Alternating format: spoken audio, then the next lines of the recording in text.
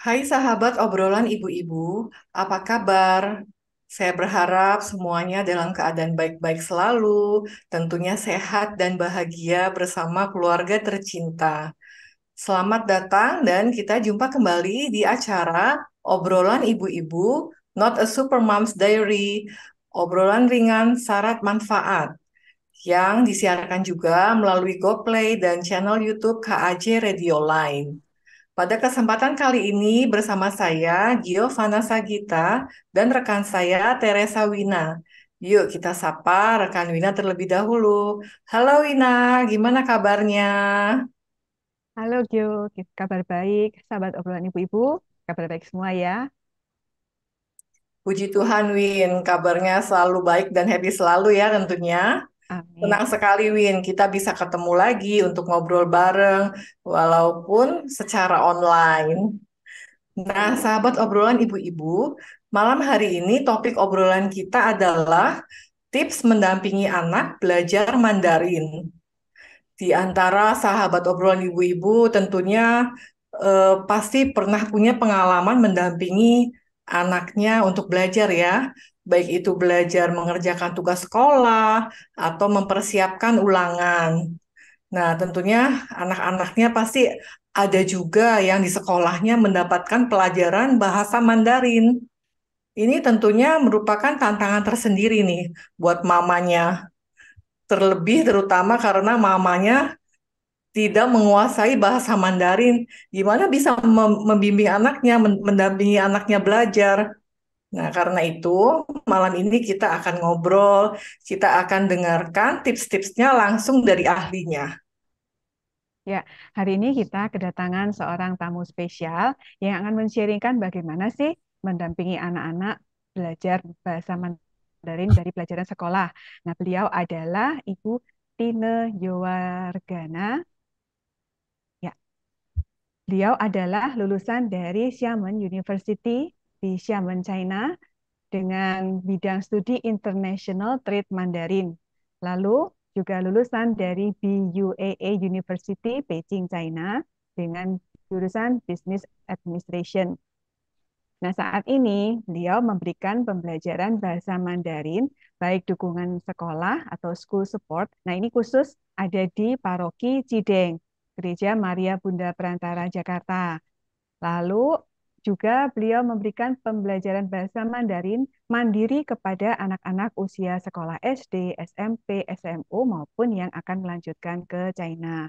Nah, ini moto belajar beliau ini menarik. Belajar itu menyenangkan, belajar itu harus senang dan senang bisa belajar. Nah, ini kita mesti menggali karena tadi kan Gio bilang kalau belajar bahasa Mandarin, mamahnya nggak ngerti pasti keriting kan. Nah, ini gimana bisa senang? Nah, nanti kita dengarkan tips-tips dari Ibu Tine. Lalu juga pandangan yang akan Ibu Tine sharingkan adalah belajar adalah bagian dari hidup yang seharusnya menyenangkan. Belajar tidak boleh memberikan beban bagi yang menjalaninya. Apabila proses pembelajaran dilakukan dengan baik, maka sebagaimanapun materi yang diberikan, sesulit apapun, akan sanggup dicerna dan dikuasai oleh sang pembelajar. Jadi intinya nih kayaknya happy. Udah ini duluan. Kita nanti kita nanti gali lebih dalam ya. Nah, sebelumnya mungkin yuk kita sapa dulu Iya, Ibu Tine. Selamat malam, terima kasih atas kehadirannya. Selamat selamat malam malam, Ibu Tina. Terima kasih sudah berkenan hadir di acara obrolan ibu-ibu. selamat Ya, malam sebelumnya kita Ibu Gio dan malam. Ibu Wina. Selamat malam semuanya yang Selamat malam. mendengarkan. Melihat CV-nya Ibu Tina ini, wah, ini kesannya nih seperti seorang pembelajar yang mau terus belajar ya, dan juga pengajar yang berdedikasi tentunya. Ya, nah ini kalau kita mau tanya dulu, sekarang ini kan orang merasa Mandarin itu sulit, Bu Tine.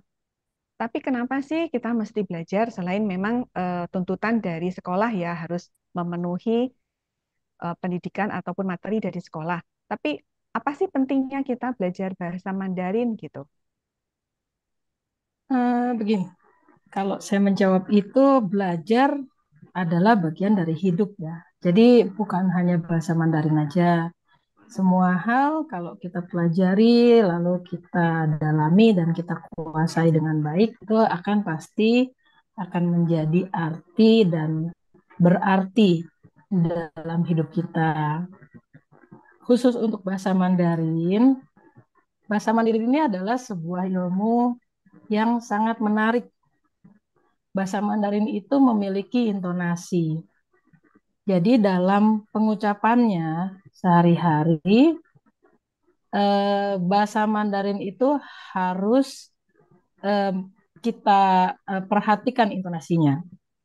Dalam artian kita harus ingat dan kita harus memperhatikan.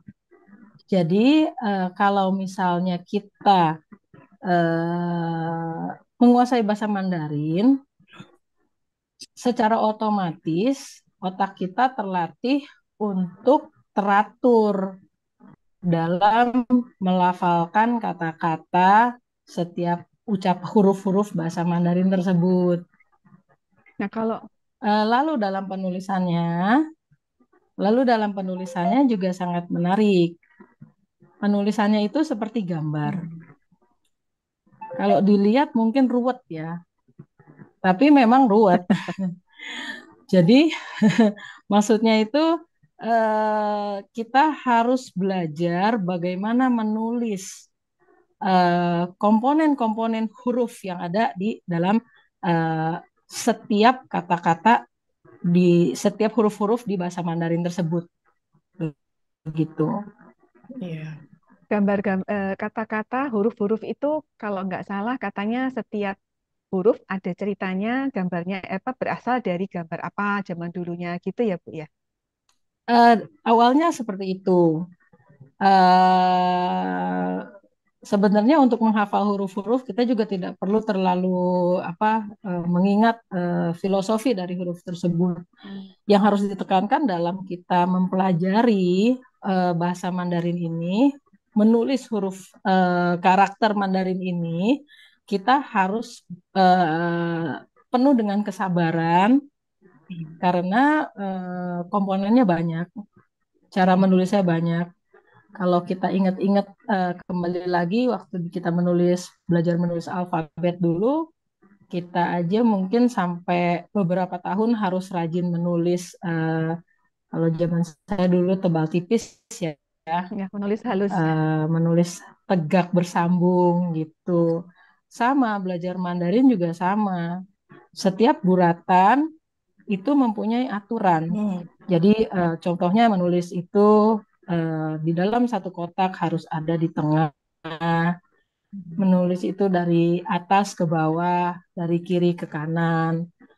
Kalau dalam penulisan karakter huruf bahasa Mandarin ini kita bisa ikuti alur-alurnya, saya rasa membantu logika berpikir kita dan membantu kehidupan kita sehari-hari. Karena ya memang harus, kalau kita tidak, pertanyaannya kan gini, kalau kita tidak mengikuti alur-alur penulisan itu bagaimana gitu kan? Ya bisa, tapi tulisannya tidak akan baik dan kita akan menemukan kesulitan dalam mempelajari hal-hal yang berhubungan dengan bahasa Mandarin selanjutnya. Gitu. Iya, berbicara tentang tulisan Mandarin atau karakter Hanse ya, Bu Tine ya. Itu saya jadi ingat Iya, dulu waktu anak-anak masih SD, itu juga mereka kalau ulangan Mandarin itu juga diperhatikan juga ya, setiap karakter itu berapa guratan, lalu urutan menulisnya itu juga harus benar begitu ya. Sampai ada buku khusus gitu yang kotak-kotak untuk iya, tulis Hanse. iya. Tantangan saya sekarang itu bukan hanya berapa guratan, lalu bagaimana cara menulisnya, tapi dalam menulis itu harus ditungguin satu-satu karena kadang-kadang guratan tersebut harus ditulisnya itu dari atas ke bawah. Itu sudah baku. Kalau anak-anak ya lihat garis lurus, misalnya tegak lurus dari atas ke bawah, dia akan tulis dari bawah ke atas ataupun dari atas ke bawah. Tapi guratan tersebut seharusnya ditulisnya itu dari atas ke bawah, bukan dari bawah ke atas. Demikian juga dengan garis horizontal. Itu harus ditulisnya dari kiri ke kanan, bukan dari kanan ke kiri. Jadi bahasa Mandarin ini satu bahasa yang sangat menarik, yang penuh dengan filosofi-filosofi dan aturan-aturan yang kalau kita menguasai ini dalam hidup, mungkin kita akan bisa eh, memudahkan hidup kita. Sudah rumit huruf-hurufnya, kemudian kalau tidak salah juga ada yang tipe simplified, ada tipe tradisional, bener ya, Bu Tino ya? Itu juga berbeda juga ya. Iya, betul. Tapi sekarang ini di Beijing, kita di Cina itu tidak menggunakan tulisan tradisional. Tulisan tradisional itu masih digunakan di Taiwan. Kalau nggak salah, kalau stroke itu kalau kita tadi yang guratan dari atas ke bawah, lalu dari kiri ke kanan, itu kalau nggak sesuai urutannya itu, nanti pada saat kita mau menuliskannya di misalkan Google Translate atau kamus elektronik, itu nanti kadang-kadang nggak selalu muncul tulisan yang lain karena urutannya nggak sama gitu. Jadi dia si Google Translate ataupun si kamus elektronik itu menerjemahkannya ke huruf yang lain gitu ya, Bu ya. Iya, betul. Karena kita jadi pada kehidupan sehari-hari, apabila kita membaca tulisan orang lain, misalnya tulisan teman kita atau tulisan guru kita gitu, mereka tidak akan menulis, ya mungkin tulisannya tulisan ya kalau bahasa kita tuh tulisan dokter gitu ya, tulisan yang ajaib-ajaib gitu. Cakar ayam. Iya. Nah, tulisan-tulisan seperti itu, apabila kita tidak mengetahui aturan menulis dengan baik, kita akan kesulitan untuk mengidentifikasi huruf tersebut karena kita tidak tahu ini sebenarnya nulisnya tuh dari mana sih, maksud dia itu menulis huruf apa sih. Kita akan kesulitan membaca. Seperti itu. Nada-nada juga ya, tadi Bu Tina sebutkan nada. Kalau nadanya tuh ada berapa nada ya Bu ya? 4 ya? Iya, Mandarin itu ada 4. Ada 4. Nah nanti kalau nadanya nggak sesuai, artinya juga bisa Artinya beda. beda lagi. Jadi kayaknya Iya. kita mesti tempel salon pas dulu kan. Nah, itu kalau apa ada nada, ada hanzi, ada apa stroke itu kita mulai dari mana dulu sih, Bu? Kalau mau belajar itu anak-anak. Eh, Kalau anak-anak mau belajar itu sebenarnya dari prinsip-prinsipnya. Kita dari hati yang gembira dulu. Nah, Jadi hati yang gembira adalah obat. Penting, iya, penting. iya, ini menjadi sangat penting karena begini, saya terus terang aja, belajar bahasa Mandarin adalah mempelajari satu hal yang tidak mudah.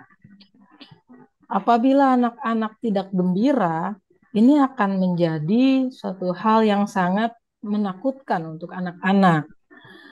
Eh, Tidak perlu anak-anak itu diberikan beban ataupun eh, eh, harapan dari eh, orang dewasa terlalu banyak gitu karena ini kan belajar bahasa ya, bahasa itu adalah satu hal yang akan dipakai oleh anak-anak oleh satu orang gitu, baik dia masih anak-anak ataupun sudah dewasa seumur hidup dia.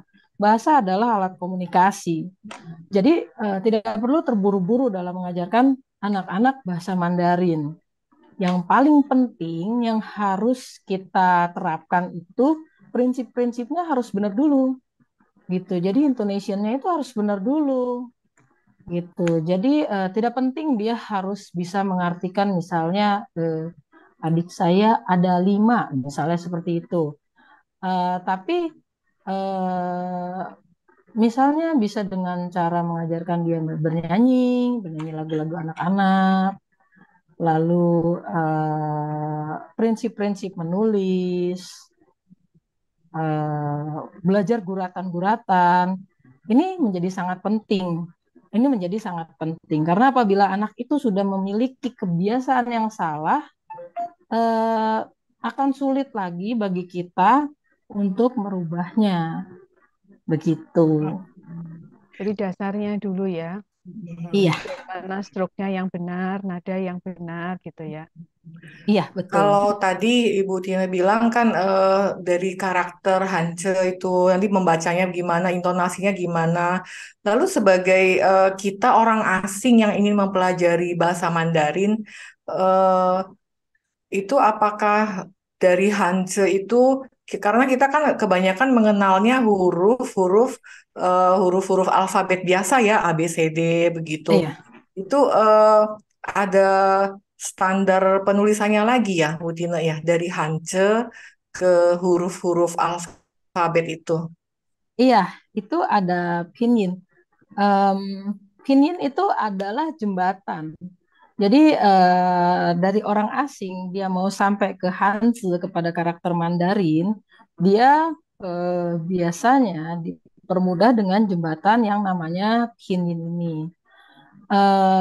Namun pada anak-anak sebenarnya saya kurang suka dengan pinyin karena membuat anak-anak jadi eh, Milih menggampangkan gitu. Jadi dan kalau baca pininnya itu dari awalnya tidak diajarkan dengan baik, Hmm. maka akan salah semua ke belakangnya.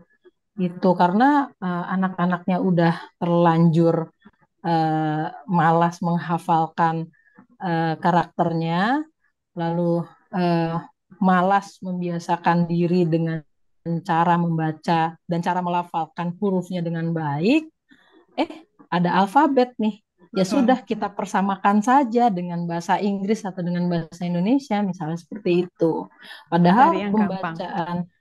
pembacaan pinyin itu dengan pembacaan alfabet bahasa Indonesia dan bahasa Inggris itu sangat berbeda. Beda, Itu. oke. Hmm. Jadi sebaiknya memang bersamaan ya, Bu Tina ya, antara karakter Hanze dengan pinyinya, jangan pinyinya sendirian tanpa karakter Hanze begitu ya. Simpelnya begini, belajar Mandarin tanpa pinyin itu bisa, tapi belajar Mandarin, belajar huruf tanpa belajar huruf pinginnya aja itu tidak bisa. Hmm. Simpelnya seperti itu. Padahal ada yang suka nanya loh, nggak mau Hanse pinyin aja gitu. Nggak boleh. Nanti. Kemudian Bu Tina saya pengen tanya juga nih, kan kalau Mandarin di level yang masih anak sekolah dasar begitu ya, itu kan biasanya dari bab ke bab itu mulai dikenalkan vocabulary begitu ya kata-kata dalam bahasa Mandarin. Itu tipsnya bagaimana ya Bu Tina supaya vocabulary anak yang sudah didapat itu di bab-bab awal misalnya itu tidak hilang, masih terus diingat sampai ke bab berikutnya. Biasanya dalam buku-buku pelajaran dulu itu ada dilengkapi dengan CD. Setahu saya dulu seperti itu. Tapi kalau nggak ada CD gimana? Ya mau nggak mau harus dicarikan materi yang mempergunakan vocab-vocab seperti itu. Jadi intinya kalau kita menghafalkan vocab sama saja dengan belajar bahasa asing lainnya, ya kita harus sering-sering gunakan hal-hal atau enggak apa kata-kata tersebut. Itu nggak ada cara lain. Nah, ini lingkungan jadi kan mesti ada kayak mesti apa teman bicara mempergunakan sering-sering menggunakan mengulang-ulang gitu ya Bu ya. Cuman kita ini sekarang kan mungkin udah sekian puluh tahun kita di lingkungan yang tidak berbicara bahasa Mandarin, lalu tiba-tiba anak-anak mesti belajar. Nah, itu ada nggak sih mungkin media lain yang bisa membantu anak-anak untuk kembali mengingat oh vocab yang kemarin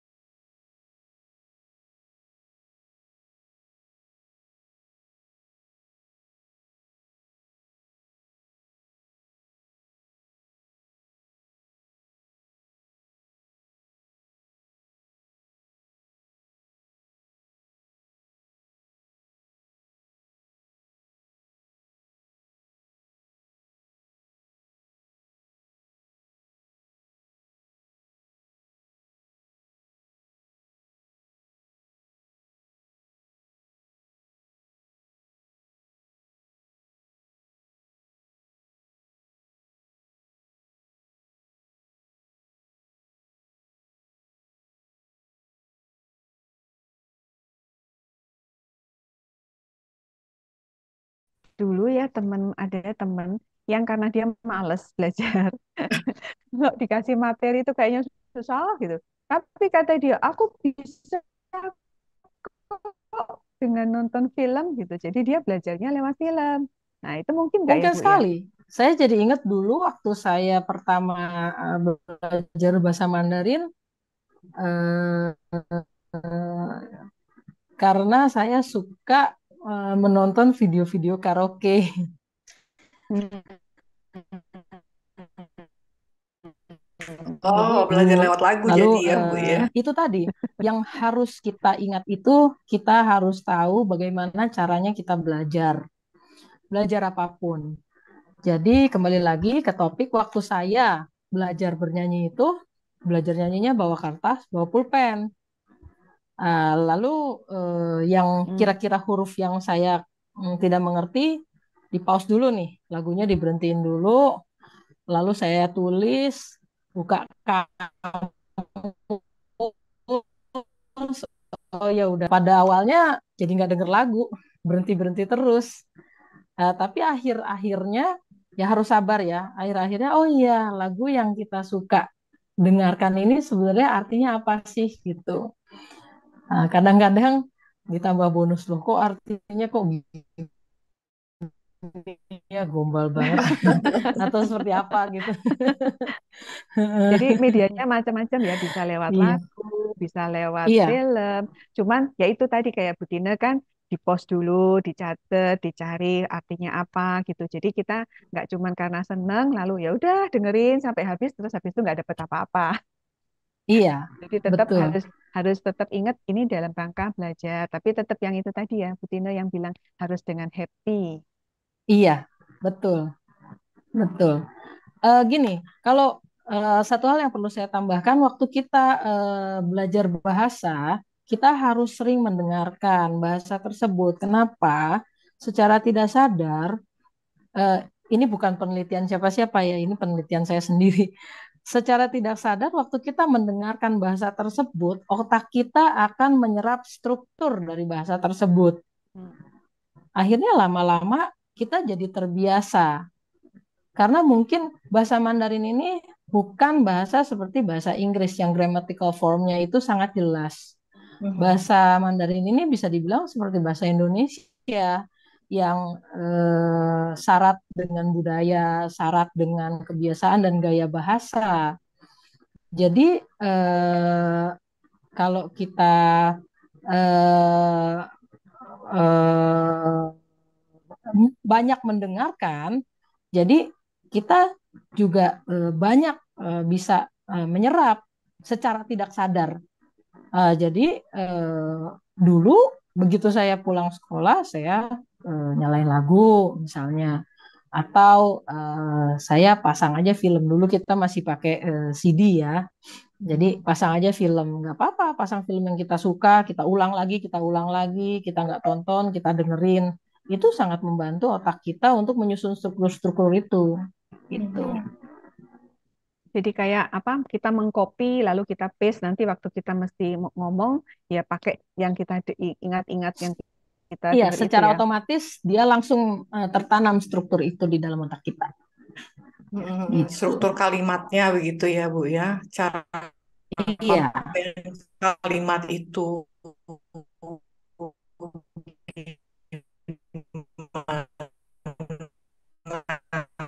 iya, Mhm. iya. Jadi sampai Ya panjang-panjang ya, Catat Wina ya.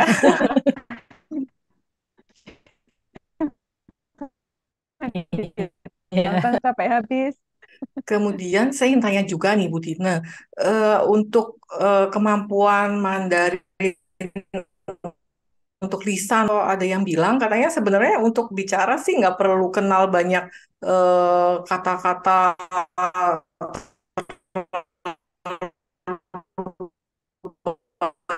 yang cukup seperti hari. Itu benar nggak ya?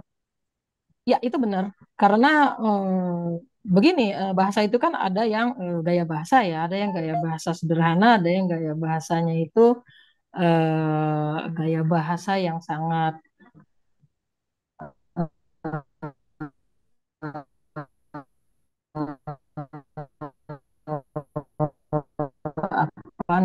bahasa sederhana, mungkin 500 sampai 1000 itu sudah cukup Oh. untuk kehidupan kita sehari-hari, dan 500 sampai 1000 itu tidak banyak gitu. Mm-mm. Jadi jangan Betul. kecil hati ya, Bu Tina ya maksudnya ya. Vocab-vocabnya nggak usah sampai banyak beribu-ribu gitu. Kita bisa survive juga kalau misalnya tinggal di sana. Iya bisa. Bisa shopping, Gio, yang penting. Ya, ya, yang penting Betul. bisa transaksi shopping itu penting. Bisa pesan makanan, nggak kelaparan di sana. Iya, betul, kira-kira begitu. Lalu tipsnya bagaimana nih Bu Tina kalau mengajar anak-anak sekolah yang mau ujian lisan gitu? Karena kan kadang kan ulangannya tidak selalu menulis begitu ya, ada ulangan lisan, ulangan mendengarkan. Itu kalau ujian lisan bagaimana tuh Bu mengajarinya? Kalau ujian lisan, saran saya sih mungkin lebih proaktif ya ke gurunya, karena biar bagaimanapun juga ujian lisan itu tidak bisa diajarkan oleh orang tua yang tidak bisa berbahasa Mandarin. Hmm. Jadi mungkin eh, bisa bertanya ke gurunya atau mencari bantuan, misalnya WA saya. Nanti saya kasih rekaman dari soal-soal ujiannya, lalu didengarkan oleh anak-anaknya, seperti itu. Atau ya tanyalah sama gurunya bagaimana sih cara mengucapkan ini gitu, sehingga gurunya memberikan contoh dan direkam dan diulang, seperti itu. Oke, Nah, oke. ini menarik kalau tadi Bu Tina bilang bahwa orang tuanya harus proaktif gitu ya. Jadi kalau dia memang nggak bisa, orang tua nggak bisa di rumah, mungkin kakek nenek juga nggak ada yang bisa, dia mencari cara untuk bertanya ke guru atau ke teman-teman yang lain. Karena kadang-kadang juga orang tua mungkin juga kalau ditanya, mah ini gimana? Ah, nggak tahu lah gitu, belajar aja sendiri gitu. Nah, itu kayaknya nggak membantu, nggak mendukung si anak mungkin ya Bu ya. Iya, belajar bahasa Mandarin ini pada dasarnya itu kalau nggak tahu caranya itu sangat sulit sepertinya, karena memang Indonesia. Tapi segala macam yang sangat sulit itu tetap bisa dipelajari. Jadi orang tua itu dukung dan optimis. Dalam artian, misalnya contoh seperti ini. Waduh, mama tidak bisa. Coba kita cari bantuan. Sebenarnya sampai yang paling terpaksa mungkin di Google itu ada yang pelafalannya itu dia bisa bacain seperti itu ya. Ya, itu juga bisa Mhm. menjadi solusi. Em, Juga latihan. Jadi pelafalan itu sama seperti bernyanyi. Kalau kita bernyanyi kan tidak mungkin misalnya kita mendengarkan Krisdayanti bernyanyi lalu besokannya kita lalu bisa bernyanyi seperti sebagus seperti beliau bernyanyi gitu kan. Itu tidak mungkin gitu. Jadi ya tetap saja kita harus latihan berbicara gitu, karena bentuk mulut kita, bentuk bibir kita, lalu bentuk dari peletakan lidah kita itu semua menentukan. Jadi saya ceritakan saja, kalau kita di China sana, kalau misalnya lagi musim dingin kan biasanya dingin ya. Saya dulu di Beijing itu bisa sampai -5, -10 gitu. Kadang-kadang di luar itu kan mulut kaku-kaku gitu kan. Nah, kalau mulut kaku-kaku itu rada susah ngomongnya gitu. Apalagi kan ada pelafalan-pelafalan seperti yang sekarang es krim yang sedang ngetop, namanya Oh. Misu. Jadi harus sedikit gitu, Misu gitu. Harus agak monyong dikit. Iya, heeh. Nah itu sulit. Jadi kita itu tetap harus berlatih gitu. Orang tuanya harus support, harus jangan ikut apatis juga. Aduh ini juga susah, mami juga nggak bisa. Ya memang mami nggak bisa gitu. Tapi bagaimana caranya untuk ayo gimana ya caranya kita belajar bersama gitu. Supaya bisa berbahasa dengan baik dan benar ya, Bu Tina ya. Supaya dapat nilai bagus dulu sebenarnya. Oh, Iya, bagus dulu. Tuntutan Mungkin tuntutan generasi sekolah. mamanya atau neneknya itu tuh Mandarinnya Mandarin yang dengan kearifan lokal gitu ya, Bu Ina ya. iya, Ininya apa logatnya Adanya campur-campur. logatnya. Dialek, ada yang dialek Jawa, ada yang iya, Tapi begitu. menarik ya kalau kan sekarang banyak tuh kayak misalkan Mixue, lalu ada apa misalkan Hongtang atau apa merek-merek yang masuk itu bisa kayak ini Huawei misalkan tuh jadi merek-merek yang brand-brand dari China yang masuk itu bisa jadi semacam kayak oh bacanya seperti ini jadi mungkin lebih memudahkan anak-anak untuk mengingat oh kalau XUE itu bukannya Sue gitu kan oh harusnya bacanya agak monyong dikit gitu Xue misalkan Iya, gitu ya jadi banyak banyak cara untuk kita bisa masuk untuk anak-anak bisa lebih senang belajar Iya. Mandarin. iya. Banyak murid saya itu yang apa namanya bisa nyanyi itu. Wo ai ni ai wo, Oh, ni xue ping cheng tian mi mi. Nggak pernah diajarin, dia bisa bernyanyi dengan baik. nah, itu dia. Itu Iya, nyantol sendiri ya, mungkin karena sering dengar gitu. mungkin karena sering minum makan mie xue, nggak ajak lausunya. Lausunya malah nggak bisa. Kekinian sekali yang itu. Iya, Kemudian seperti anak remaja gitu ya, seperti anak saya itu juga sempat kan, ini produk, pernahkah waktu itu ada produk yang tulisannya semua kemasannya dalam bahasa China gitu, dalam huruf-huruf Hanje. Ini apa ya kira-kira isinya, bahannya apa, segala macam. Terus kata anak saya itu, kita pakai ini aja mah Google Lens, di-scan aja pakai smartphone, nanti Hansennya tuh bisa langsung ditranslate ke bahasa Inggris. Hmm. Itu di era sekarang ini apa ya itu Bu Tina, apa bisa dibantu dengan alat apa kecanggihan aplikasi ataupun teknologi seperti itu. ya itulah tadi yang saya bilang di zaman yang sekarang ini sebenarnya tidak ada alasan untuk kita malas-malasan belajar karena memang semuanya itu sangat mudah sekarang. Jadi ya itu bisa dilakukan juga meskipun terkadang terjemahannya itu karena terjemahan secara langsung ya jadi kurang tepat Tidak tepat. tapi masih tetap bisa dijadikan salah satu supporting system untuk mendukung kita mencari apa yang kita mau tahu gitu. Oke, oke. Jadi orang tua pun terbantu ya, ada banyak banyak apa medsos ataupun yang tadi film, YouTube dan lain-lain. Sekarang ada Google Lens untuk juga mereka bisa membantu anak-anaknya belajar bahasa Mandarin ya. Ya betul betul.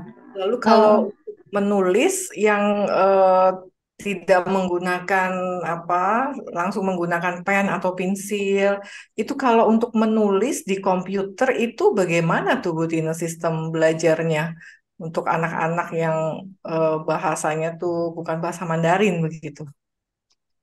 pakai pinyin kalau jadi pinyin itu membantu waktu kita harus mengetik Hmm. gitu jadi metode input huruf Mandarin di komputer itu ada dua, ada dengan guratan, ada dengan pinyin. Tapi yang banyak digunakan oleh teman-teman saya sekelas di waktu saya kuliah di Beijing sana juga metode pinyin gitu karena lebih mudah tidak harus menghafalkan oh ya stroke ini adanya di tombol apa oh ya stroke ini adanya di tombol apa kalau pinyin itu kita bisa langsung langsung ya misalnya wo jadi wo bisa langsung menulis sesuai dengan abjad alfabet gitu. Mhm. Mm-mm. Karena keyboard laptopnya pun mungkin juga huruf-hurufnya alfabet begitu ya, Bu Tina ya. Iya, kalau dulu itu zaman mungkin waktu saya kecil 10-20 tahun yang lalu masih saya ketemuin itu keyboard-keyboard itu ada stroke-stroke-nya. Jadi kalau di China sana keyboardnya itu ada stroke-stroke-nya. Kalau sekarang udah relatif jarang yang seperti itu. Lebih praktis sih ya pakai ingin ya. Iya, lebih Kadang-kadang praktis. malah cuma disingkat, misalkan Misye tadi, misalkan dia cuma M sama X gitu, udah keluar tuh X, Udah Misye-nya. bisa betul, keluar betul. pilihan Iya, hurufnya. iya, betul. Ah, Jadi si itu. Google-nya juga udah pinter Gio. Oh tahu nih kita mau tulis apa, gitu. Tahu Udah bisa ada di nebak ya Google. arahnya kemana ya, Wina. Iya, iya, dia akan keluar beberapa pilihan-pilihan kata. Ya. Oke, oke. Kembali ke tips tadi ya. Tadi kan Bu Tina kan udah bilang kita harus happy, lalu orang tuanya harus kreatif, ada banyak cara, ada Google Lens, ada melalui segala macam film, lagu untuk bisa belajar. Jangan kita tadi ada yang apa, Bu Tina, ada yang mengeluh susah gitu.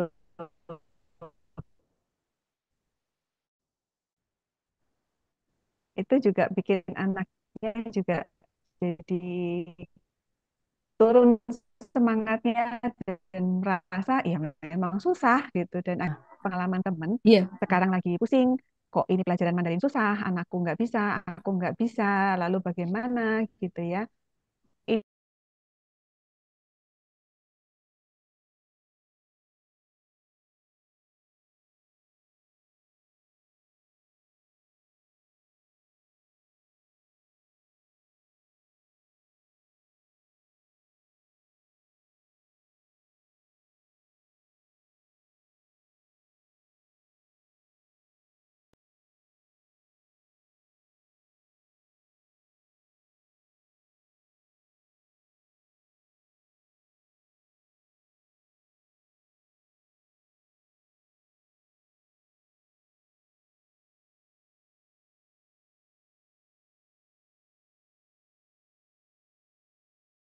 Tapi harus ngikutin ya udah yang sekarang teman-temannya belajar apa ya ikut gitu loh, nggak ada tambahan khusus atau kelas 5 kan, jadi dia harus belajar Mandarin dari kelas 1 sampai kelas 5 dalam waktu 5 bulan. Nanti dia akan dites, kalau oke bisa baru dia boleh masuk.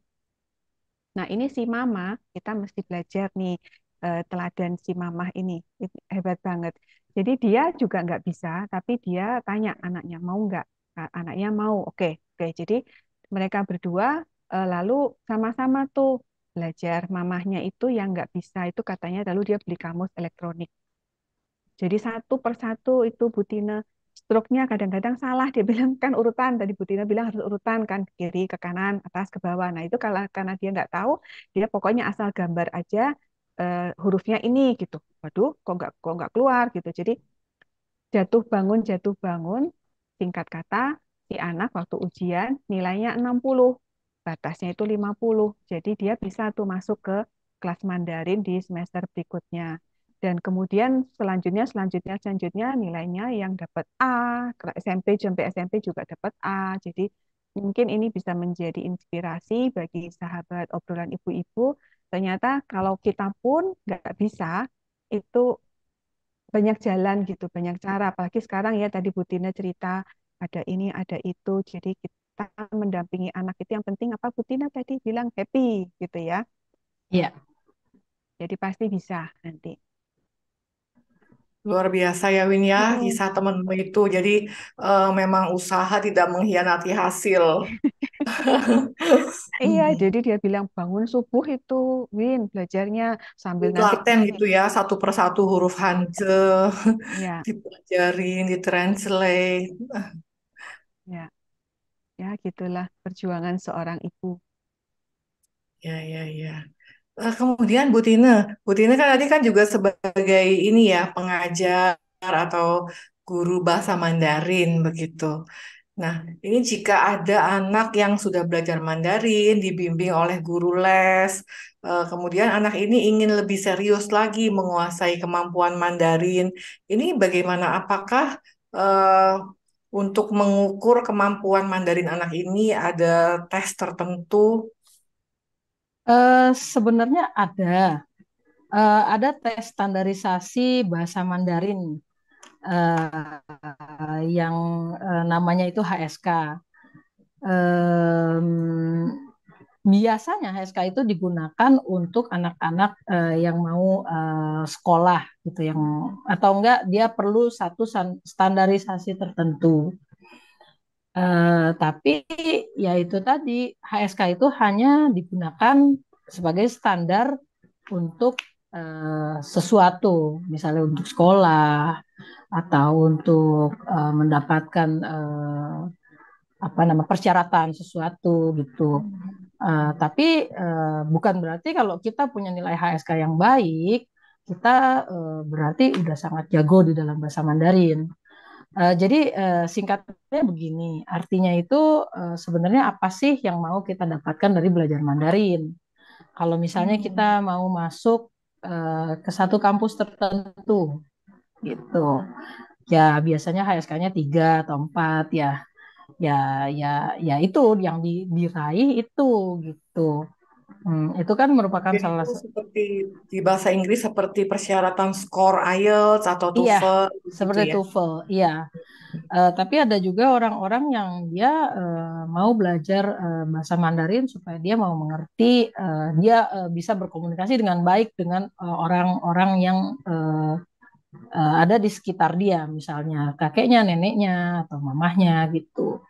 Ya tidak perlu belajar yang seperti itu gitu. Jadi bisa sering-sering bersosialisasi, ngobrol sama teman gitu, mencari teman yang banyak gitu. Itu sangat membantu dalam penguasaan bahasa Mandarin. Jadi harus tahu dulu belajar itu intinya mau untuk apa sih gitu. Dari situ kita bisa mencari cara yang tepat untuk mencapai tujuan kita tersebut. Tuh. Jadi Baik, jadi HSK, tetap ada itunya ya, ada ujiannya ya.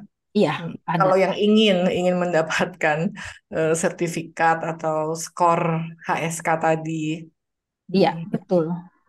itu seperti TOEFL juga kalau tes di sini ada mesti kemana gitu atau harus ambil di institusi apa gitu nggak Bu Iya, untuk HSK-nya? sepertinya kalau di Indonesia itu saya kurang tahu secara ini ya, karena murid-murid saya sekarang itu apa namanya belum memerlukan standar-standar seperti itu, jadi saya juga kurang menguasai itu gitu. Apalagi waktu saya bersekolah di sana sama waktu sekarang, metode ujian dan penilaiannya itu sudah tidak sama gitu. Tapi memang ujian itu dipakai untuk standarisasi gitu. Ya, ya. Jadi kita sekarang kan memang tadi di pertanyaan pertama, kenapa sih mesti belajar Mandarin gitu ya? Karena memang ya kita sekarang lihat kemajuan di negara China sendiri sudah sangat pesat ya Bu ya. Jadi Iya, kalau zaman dulu bahasa pengantar internasional Inggris aja udah cukup, mungkin sekarang kita harus tambah satu senjata lagi supaya kita bisa survive di dunia yang semakin mengglobal ini ya. iya betul. Cuman ya itu memang tantangannya Gio. Habis ini banyak-banyak nonton Drajin Gio. Iya, supaya familiar dengan istilah-istilahnya ya, Wina ya, Sama Butina dengan boleh kok. kalimat-kalimatnya. Sama Butina boleh. Ya mungkin sebagai langkah utama, yang paling pertama saya bisa diajak makan es krim Miche dulu. Lalu kita Oh, bisa belajar nyanyi di sana. boleh nanti kita atur waktu, atur jadwal. Mau di Iya, cabang yang mana? Sekarang udah iya, banyak pilihannya ya. Oke, di mana iya, aja. Di iya. mana Dekat tempat. rumah saya ada Bu. Jadi kalau ibu lewat, Tinggal ngesot. Tapi iya, hebat bener ya si Misha itu ya. Bisa bisa banyak itu dalam waktu cepat loh. iya, Cepat sekali. iya, iya.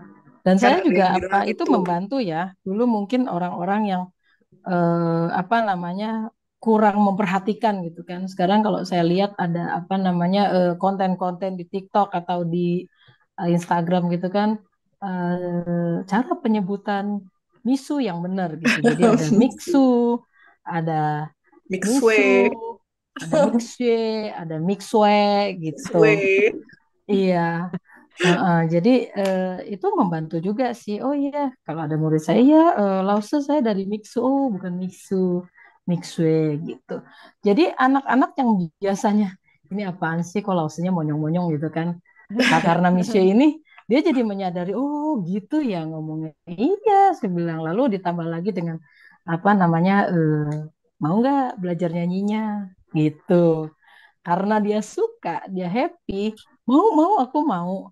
Lalu kita kita ajarkan. Jadi masuknya gerai-gerai seperti itu, produk-produk dari Cina itu juga membantu kita untuk mengajarkan bahasa Mandarin ke anak-anak sih sebenarnya. Jadi Itu. pintu pintu masuknya macam-macam ya. Ada lewat es Iya, krim, lewat lagu. Kalau sekarang kan mungkin belum. Lewat Kalau apa drakor udah ya untuk ibu-ibu. Tapi ke anak-anak mungkin film-film yang dari China mungkin belum. Tapi ya lewat es krim ini kayaknya lumayan. Jadi mereka oh iya, kenal. atau ke anak-anak remaja yang suka dengan Jepang kan ada cosplay, anime. Ini sekarang juga mulai ngetren juga Hanfu ya, yang pakaian-pakaian tradisional China itu juga mereka mulai suka juga untuk dipakai untuk cosplay begitu. Oh ada iya, ya Gio ya. iya, Heeh. mm-mm, mm-mm. Jadi menarik juga ya dengan belajar bahasanya, kita juga mengenal juga kebudayaannya. Iya, karena tidak bisa lepas ya.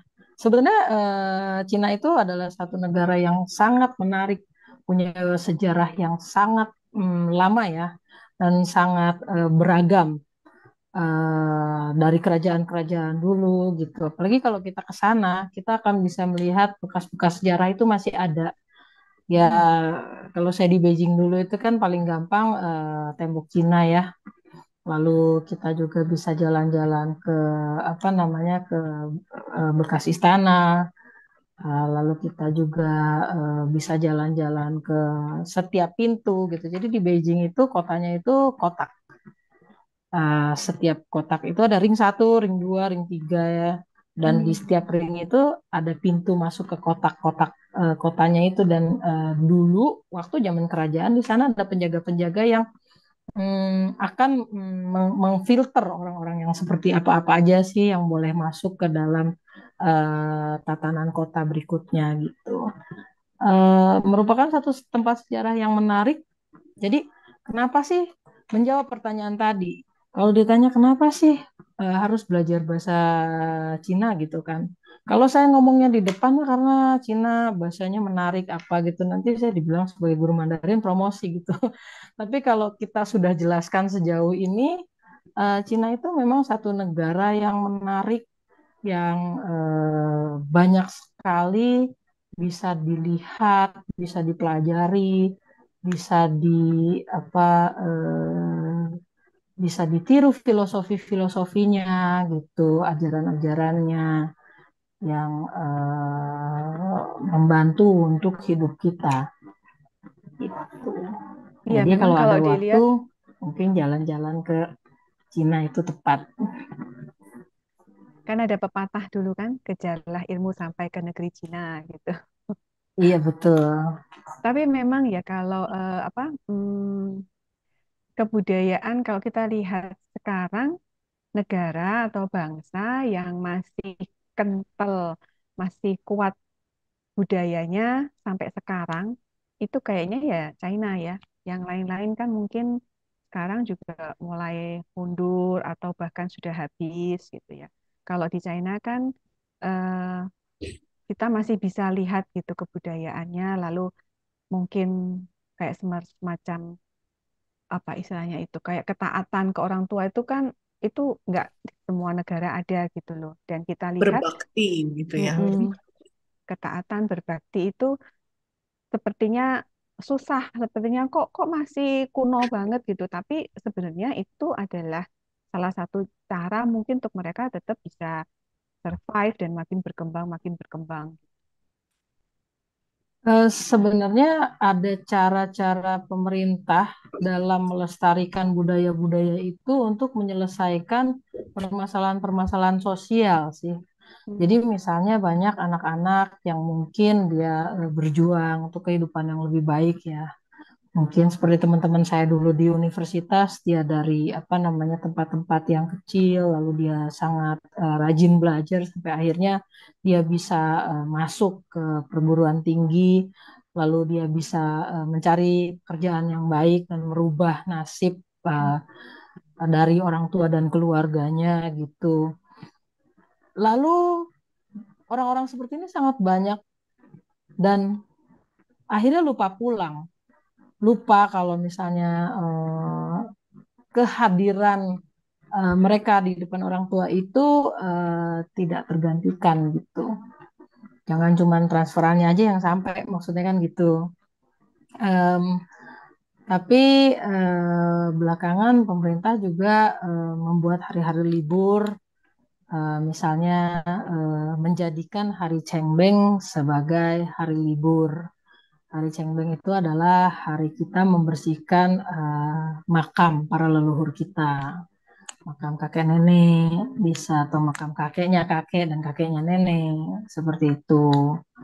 Lalu meliburkan, memberikan libur pada hari bulan, karena pada esensinya setiap keluarga akan berkumpul pada malam hari bulan itu untuk bersatu dan melihat bulan. Gitu sebenarnya ya, seperti itu sih. Jadi ya nilai-nilai seperti itu eh, masih terpertahankan sampai sekarang gitu. Ya, ya. Mm-mm. Kita mungkin sudah hampir di ujung acara nih, Bu Tine. Boleh kasih kesimpulan nggak? Tipsnya satu, dua, tiga apa gitu untuk supaya orang tua, kita mungkin mensummary sedikit, orang tua mendampingi anak belajar bahasa Mandarin itu apa sih? Eh, Tipsnya ya, buat saya mendukung. Dukungan orang tua itu akan sangat berarti karena ya itu, belajar bahasa Mandarin itu belajar sesuatu yang baru, mungkin terkesan lucu. Lalu misalnya ada kata-kata seperti eh, tien, itu tidak lucu dan tidak susah. Tapi kalau kita sudah tien, itu susah gitu. Waktu kita belajar melafalkan itu, misalnya, maaf ya, ini air ludahnya muncrat, misalnya gitu. Ya itu anak-anak biasanya, ih aku nggak mau, ini kok jadi jorok, misalnya seperti itu. Ya didukung, itu bukan jorok, itu adalah bagian dari proses kamu belajar. Seperti itu. Itu yang pertama. Lalu yang kedua, mencari bantuan. Mencari bantuan dalam artian mungkin les, mungkin bertanya pada orang tua yang bisa bahasa Mandarin, pada teman yang bisa Mandarin, karena sekarang juga mulai banyak ya orang-orang yang bisa Mandarin. Kalau enggak pun, ya kita bertanya pada Google Translate yang dia sudah bisa melafalkan bahasa Mandarin itu juga. Yang ketiga, memberikan semangat anaknya, jangan di apa ya, jangan dimarah-marahin. Udah mamanya nggak bisa bahasa Mandarin, anaknya dapat 7 dimarahin. Kenapa sih kamu kok dapat 7? Ya habis aku nggak bisa, mama juga nggak bisa. Tapi kan mama nggak sekolah, kamu kan sekolah. Anaknya udah bete, tambah bete gitu.